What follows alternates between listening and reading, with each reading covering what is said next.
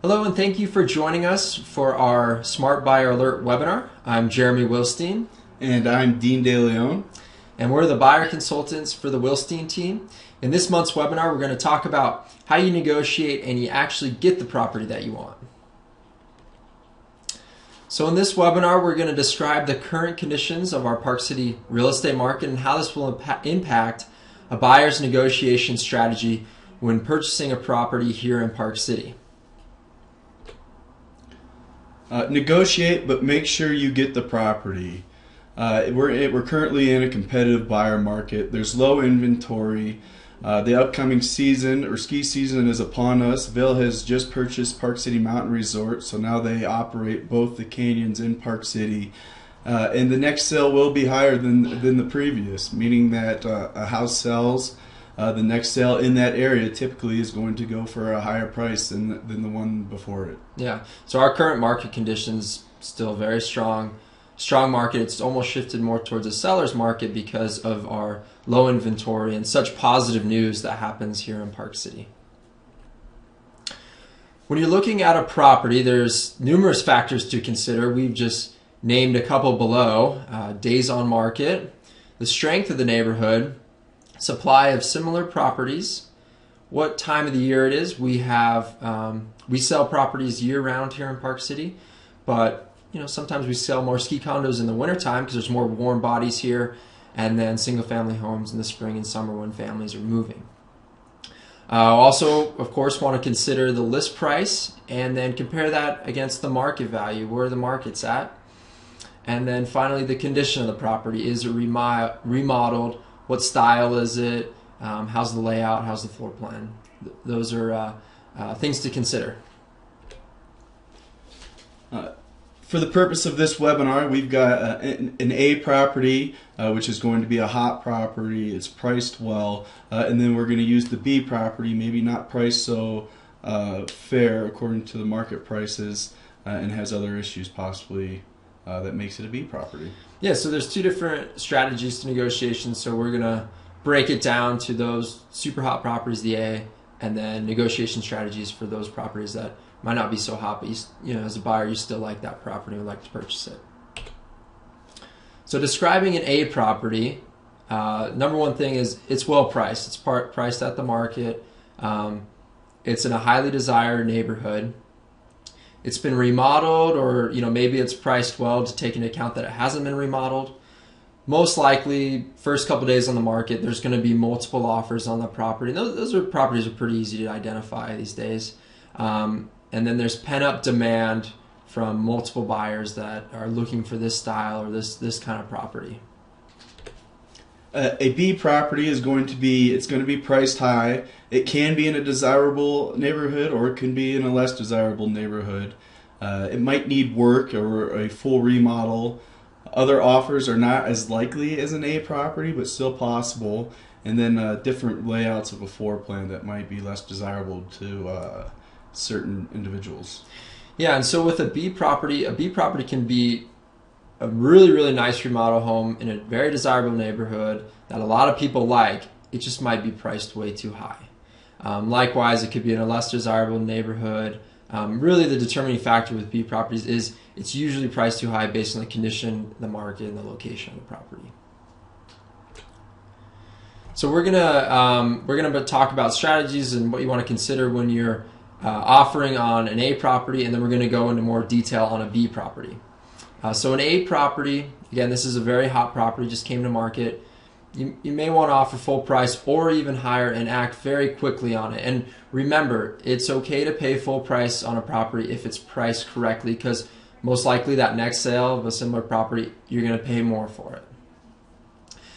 You also have a due diligence period to confirm your purchase, so you usually have a couple weeks in order to really look at the property and decide if you truly do want to buy it without any other buyers in the wayside that could purchase it. The earnest money, you put your earnest money on. Within that due diligence period, you can cancel still and get your earnest money back, full refund. An escalation clause, if it is an A property, as Jeremy said earlier, there's likely to be a lot of offers on it or multiple offers. We would use the escalation clause to defeat that or get you the actual property.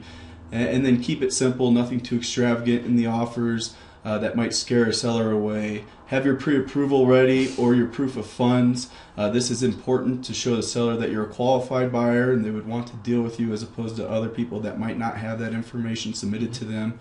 And you just overall give them a reason to accept your offer, not somebody else's.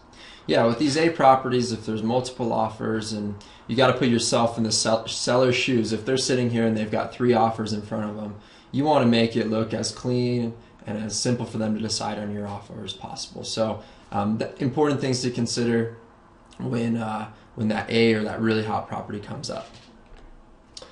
So now we're going to turn our attention and spend the rest of the webinar on how you offer on a B property. These are properties that are usually priced too high. That's usually what it boils down to, or they've got some functional problems with them. With these, if you do find a B property that you like, you want to start low, but you want to start in sight of the list price. And what that means is you want to make the seller feel like a deal could happen on the property. And that doesn't mean overpaying for it, but it means on your initial offer, you want to start closer to your final number in order to get that best response from the seller. So when they get that initial offer, you want the seller to look at that and go, okay, a deal could probably happen with this guy. If you offer too far out, then the seller's not going to take it seriously. Again, you always want to have your pre-approval and proof of funds. Deadlines can usually be a bit more flexible in the contracts. And with these properties, if this property comes on the market, you love it, it's just way overpriced, it may need to sit on the market for 30 or 45 days in order for the seller to realize that they didn't price it correctly. Then we also want to present comparable sales and or a cover letter to the seller and the seller's agent to make them understand our position, keeping in mind seller's agents might not inform their client properly on the market conditions. So as buyer's agents, we want to take that upon us to spell out the conditions of the market so the seller can understand that if their agent isn't informing him properly. The initial offer for your B property, it hasn't been sold for a reason. There's been an issue with the price. It's too high. The condition of the home, it hasn't been remodeled. It's an older home. The location, not all neighborhoods are as desirable as others. The floor plan, what season it is, days on the market. When it's time to make an offer, we have to decide what's a good offer price. Ultimately, you as a buyer would be the one determining that price, but us as buyer's agents would be here to guide you towards an appropriate offer price in this market. So we use this illustration. This again is for B properties, not for A properties. So we've got the first house on the top with $3 signs. That represents the list price of the seller that they currently have it at. $2 signs, this is where it will probably sell. This is fair market value. And then $1 signs, seller just plain out won't sell, and they're not going to respond to you if you put an offer down this low. So the red line indicates general starting point that you want to start as low as possible, but you need to still start above that price or the seller won't sell, and below the market. So if if they're so grossly overpriced and fair market value is down with that $1 sign, then we might just need to find a different property for you. So we just use this to illustrate starting positions in order to give you the best opportunity to get that property you want. Here's an example for a promising seller. Start with the first number or the same first number. If we have a listed house or condo at $750,000, we think the market value of the condo or home would be $710,000. An appropriate offer in this market would be around $700,000 as opposed to $670,000, which would be appropriate in certain markets, which would be $40,000 off in each way. But at $700,000, you're going to get a seller or an unrealistic seller in this situation that's going to appreciate your offer more. They're going to immediately be willing to deal with you. They might respond with a stronger counter offer as opposed to if you went $670,000, they might not take you seriously and not give you a serious counter offer, and then the deal ends up going nowhere. But with a stronger initial offer, I think it's a much smarter approach in this market. Yeah, so if we, for example, I've seen a lot of examples that, buyer offers $700,000, the seller might come off $20,000 right away, or $25,000, as opposed to you offer $670,000, the seller might come off $5,000. So starting further away does not immediately make the seller want to come off more. They want to see that a deal might happen, so they can use their time to negotiate with you. Either way, we still have the same target number, though. Exactly. You want to lowball? Yeah, you can certainly do that. We want to inform you of the risks of lowballing. The seller might get turned off.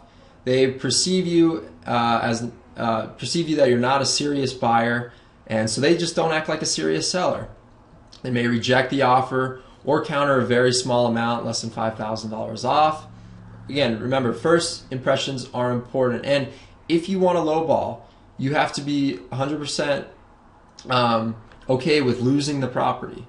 And the seller, if you lowball and they just say no, and they say, actually this is our real offer, they're just not going to take you seriously. So keep that in mind. There's definitely risks associated with lowballing. Every situation is different. Every transaction is different. You need agents that are skilled to ask the correct questions in order to determine the true motivation of the seller. And keep in mind, this isn't commercial real estate. This is residential real estate. It's emotional, and parties sometimes don't act rational on these decisions. So there's definitely wild cards with residential real estate. So it's not as much of a science. And it is important for your agent to present offers correctly and have a vast knowledge of the market, so they can inform not only the listing agent but hopefully the seller in the process. And again, these are negotiations. They may or they may not result in a sale. So you just have to be okay with that. Every situation or every home is going to have a different situation, different motivation. Exactly. So that takes us to the end of our webinar. I hope you guys found it informative. If you have any questions, feel free to email us. We've got Jeremy, Dean, or Ed at the Wilstein team, and we'll promptly answer your questions. Again, thanks for watching our webinar. I'm Jeremy Wilstein. And I'm Dean DeLeone. And again, we're the buyer consultants for the Wilstein team.